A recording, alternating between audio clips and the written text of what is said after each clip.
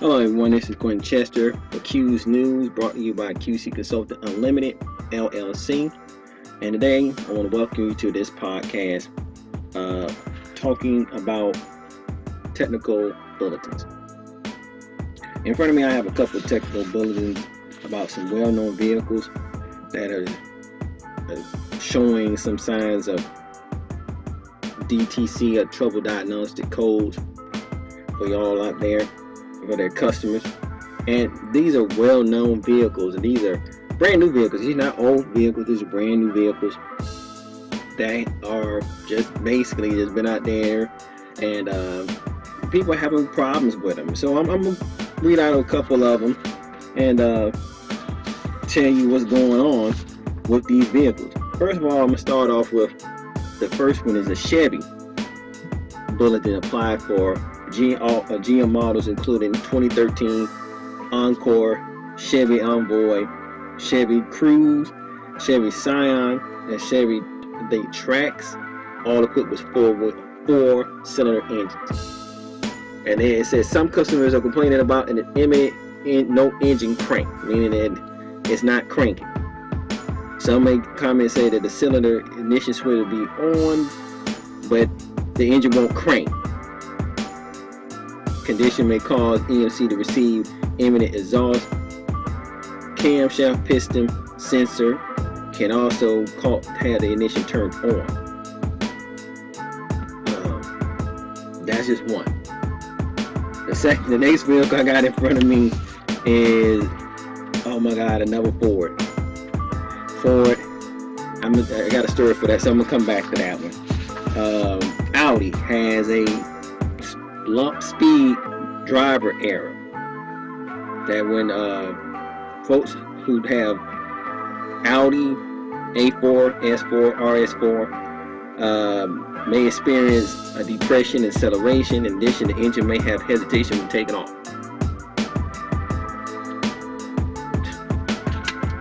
That's all I gotta say for that. The next one is a Chevy Hybrid has no crank, and it's throwing a trouble code. It's a universal code or genetic code 1821, having no crank experience. So in front of me, I got service bulletins about major vehicles. You know, it ain't Chrysler this time, but I have major vehicles. Chrysler will be up probably in another couple of days. But trouble bulletins for cars that, you know, these are brand new vehicles. And again, like I said, you know, I want to illustrate the fact that I know these vehicles are man-made, and I know that cars break down, which they do. Cars break down. But some of these cars nowadays, they soft. They're soft. They're soft vehicles. You know, they're not hoopties. They're not cars that's built to last, and they're not built the way they're supposed to be built. They built They built the way they're supposed to be built, but they're not built durably. And the littlest, smallest, tiniest thing can set that car off, or that truck, van, and they'll get a no crank. And you were sitting up, and I can just see a mother dropping her kids off, going to get some coffee. As she dropped the kids off, get in the car won't crank. And she try to crank it again. And she try to crank it again, try to crank it again, try to crank it again. And it doesn't crank. So she's panicking. Oh my God, what happened? And she turned on the car to see the gas is full. Cause that'd be the first thing that everyone said, oh man, I ain't put gas in the car. Nope, tank full. So it gotta be something else. Is it the battery? No lights? Dashes and everything work? Then what? You ain't got nothing. Then you gotta call, your mechanic, get it towed. Come to find out that it's a universal code. They gotta diagnose and reset it. And then sometimes that happens again and again and again. A few years ago, I was looking at YouTube about finding good technicians. And I found a lot of YouTube videos out there about people talking about their worst car experiences. The two of them stuck out was a woman and her husband, I think, or significant other, having this Ford Escape. And she basically, they narrated they had just got the car back from the dealership. Just got the car back from the dealership, and they narrated like, okay, this car finna go out. This car about to go out. You finna see this car about to go out. And it did. She said, as soon as I go X amount of speed, this car is going to hesitate and go out. And she did it. Car went right out. Right on camera. They had to sit there and wait on this car to cool down, to do whatever it was going to do, rethink. Maybe the car had a bad day, got up on the wrong side of the bed, didn't get enough motor oil, something, and didn't get treated right, I guess. I don't know, but the car just didn't want to crank. Then there was another dude who had a Ford Explorer, 2015, I think, 2015 Ford Explorer. And he had a problem where it was roaring, but when he took it to the dealership, they could never find the problem. And he said, oh, he went through all the steps. The engineer from Ford came and told him that was normal. That was normal stuff that he was hearing. And he shouldn't worry about that problem because that's normal. You shouldn't have to worry about that. But he said every time it comes up, the technician drove it. Technician could not find a problem. Technician said, we drove it. It never recurred again. But every time he got in the car, it went away. And I know some people out there are sticklers. And I know some folks out there that has their problem with their vehicles. Some folks you just can't, satisfy. But let's come on, folks. Some of these cars are a piece of junk. They are. And they're a piece of junk. And the manufacturers make them know they're a piece of junk. And so when you're dealing with, as I've experienced dealing with folks who are in the fleet industry, I see now why they move from 100% ownership to leasing. That fits them better. It puts them in a win-win situation. I had a personal note. I had stories about that too. Before, when my wife was dating, she had this Pontiac. Now, we love Pontiacs. And we called it Ponty. And Ponty was not. Sometimes she ran hot. Not saying anything about the transmission or the cooler, nothing like that. Or no, her starter ran hot. And when her starter ran hot, it just car wouldn't crank. It would not crank until that starter cooled down. And I remember sometimes we dread driving Ponty because Ponty we'll go someplace and somewhere to eat, or we'll go out and go whatever it is, and Ponty will have one of her hissy fits. I call them, and next thing you know, we sitting in the parking lot looking like fools, like we need to jump, but we know ain't nothing wrong with the battery. It's just the starter went out. The starter's hot, and then go out and say it just ran hot. And they had the audacity to put the starter way in the back, up under the engine, well, you couldn't get it. Had to lift the engine up to get to it. So that's just my personal thing of what I've experienced. And that was a 1993 Pontiac. And here we are, 2016, having these cars that's so sensitive that you barely breathe on it, it'll go wrong.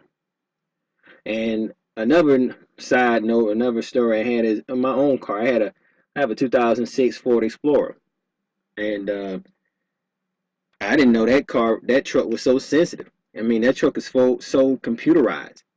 I mean, it's computered down. I mean, that PMC, that power control module, controls everything on that car. That car is sensitive. Even though it's a truck, it's sensitive. And that truck, whew, man, I was working on that vehicle. I hated it. I hated working on it because it's just so much technology, and it's gone to the days like you get in there, you might say you know exactly, like, that's the distributor cap, that's the tune-up, that's needed an oil change. Now it's like, I don't know. Maybe you need that. Give me a call back. Give me a few days back. And it's out there. And so it's just, reading this stuff, it goes to show, like I said, when I hear about best car of the year, best truck of the year, I'm like, who vote for these vehicles to get them best car of the year? Because when you drive it and that car cranks off, cut off on you, and you sitting there like, oh my God, what am I gonna do? I think some people might say, that I bought this car because I saw that commercial said it was the best vehicle of the year. I regret buying it. I regret owning it.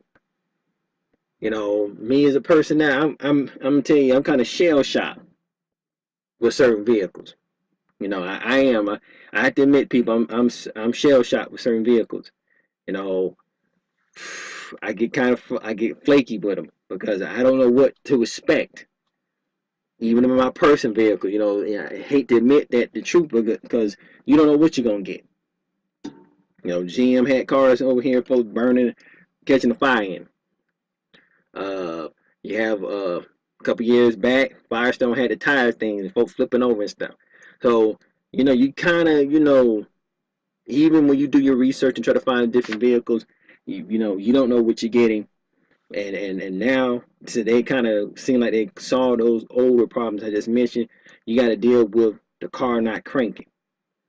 And that's a scary thing too, a point where you somewhere you're like, man, I'm dead tired, man. I had a long day, and shoot, this woman wanted me to go pick up some milk, or I had to pick up the kids from school or something, and then you get in the car and click, nothing. Click, nothing. Click. Then you start panicking and start calling people. And they can't tell you nothing because they're not right in front of the vehicle. So these service bulletins, are out there, people, you know, who have these vehicles. As I say, if you have a 2013 Ford Super Duty with the 6.7L liter diesel engine, you might want to go get that checked out.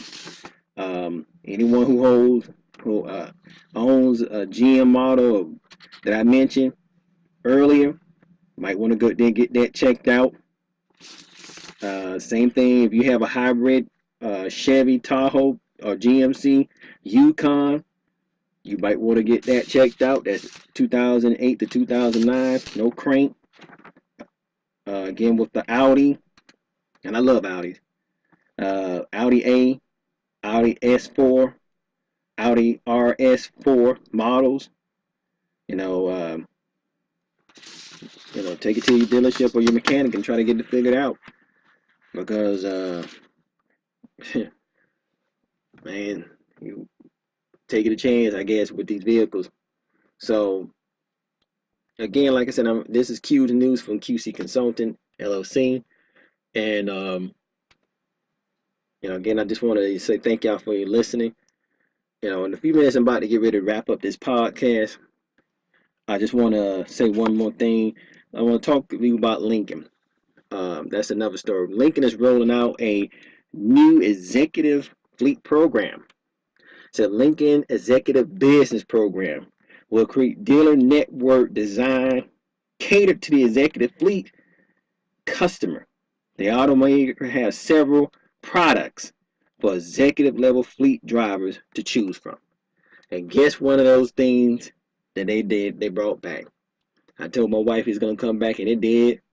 My favorite, and I have a thing in my heart for it, and that is the Lincoln Continental coming back. Yeah, that's right, people. Lincoln Continental is coming back, and it's coming back in the Executive Lincoln program, along with the MKZ, the MCK, the MKX, and the Continental. Those are in this program. And I'm like, wow, Lincoln brought the Continental back. A couple years back, when Lincoln decided to discontinue the Lincoln Continental, I kind of cried And the reason why I cried because all Ford vehicles are not bad, and I like I said, I had a thing. Everyone I knew liked I had the town car, but I love the Continental. The Continental to me was, as they say, it's an executive car. It's kind of it's a classic car. It's a businessman car. And when I got in it, when I used to work on them every now and then, I used to sit in the, customer let me, I had to drive the car out anyway. I sit there and I just, just like, man, this car is soft. And when I had to drive to make sure all, everything was like the oil pressure and everything, it handled real good. And I wondered why Lincoln Continental never really took off. Um, and as I learned later on that a lot of people was not interested in Lincoln, they was into Toyota and other cars, and they was making it better and so forth. So Continental kind of suffered. But I always think that the Continental was a good car. It just didn't have a good following, and people didn't really give it a good chance. Those who drove it, who I had the pleasure to service Continental, Lincoln Continentals, they told me, hey, I took this car on a business trip and I had no problems. It really got me to my destination, and I really like it. That's why I bought it in the first place. And we talked about, what I just discussed about the negative parts about the Continental, and he said, no, I never experienced none of that. I never experienced that. So kudos to Lincoln for bringing the Continental back, and hopefully their program, which is going to be started in these cities here, people, Dallas, Chicago, New York, and LA, and Atlanta, hometown, Atlanta, GA. So they're going to have consultants consult with the dealerships to better help the fleet executives pick the right car that fits them. So again, happy, good luck to Lincoln. Hopefully that works out. Um, Hopefully I'll be reading about no TSBs, but it will. Trouble, will come. So hopefully that everything will work out for that Lincoln, because I really want the Lincoln Continental to make it this time. I mean, I think that early on that the Continental again got a bad rap. Uh, us moving towards Lexus and Audi and Volvo, a lot of things kind of like swamped the Continental. So hopefully this time, since it's a redesign, is it's a nice car, real nice, real nice design, Lincoln Continental. Hopefully since Lincoln now has their own separate kind of division from Ford, and they can make more decisions and dedicate to that product. Hopefully that things will work out for Lincoln. So I'm happy for the Continental. Probably won't ever get one because again with the trouble codes and stuff right there and all this stuff to come out, I probably get an older Continental, but not a new one. So again, people, send me your emails at Q's News at QC Consultant, yahoo.com. That's QC underscore consultant at yahoo.com. You can go by and check me out, or check out my website, or check out check out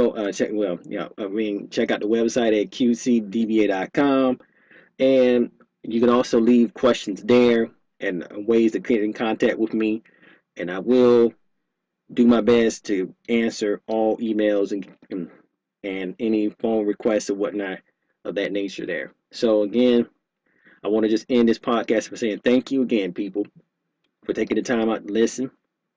I know it's kind of sketchy, it's raw, but I'm thankful that I have the opportunity to talk to you and so forth. And hopefully I get to talk to you again, and you have a good one. Q's out.